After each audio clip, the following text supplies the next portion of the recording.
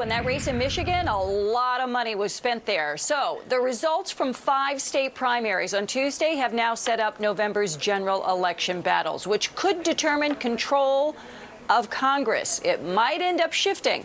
Take a look here. In Michigan, Abdul El-Sayed won the Democratic nomination for U.S. Senate. He narrowly defeated sitting Congresswoman Haley Stevens. Now, she had the backing of establishment Democrats like New York Senator Chuck Schumer and Michigan's Governor Gretchen Whitmer. El-Sayed had the backing of progressives like Vermont Senator Bernie Sanders and all of the members of the squad.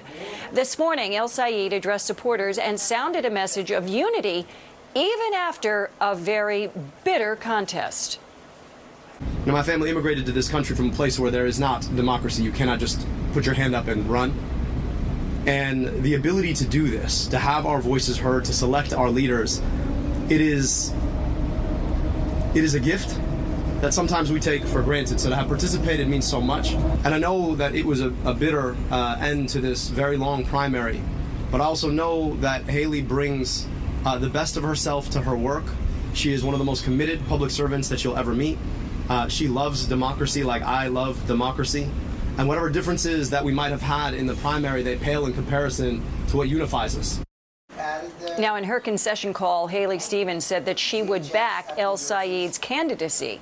He now goes on to the general election to face Republican nominee Mike Rogers. And in Virginia, Democrats went for 2 establishment candidates, hoping to oust Republican incumbents. And in Missouri, Democratic Socialist and former squad member Cori Bush, well, she lost her primary for the second time to incumbent Congressman Wesley Bell. So how do things go in November? Well, that all could hinge on the money. It usually does hinge on the money and which party has the most of it. Nationwide, Republican fundraising committees and PACs have $1 billion to spend.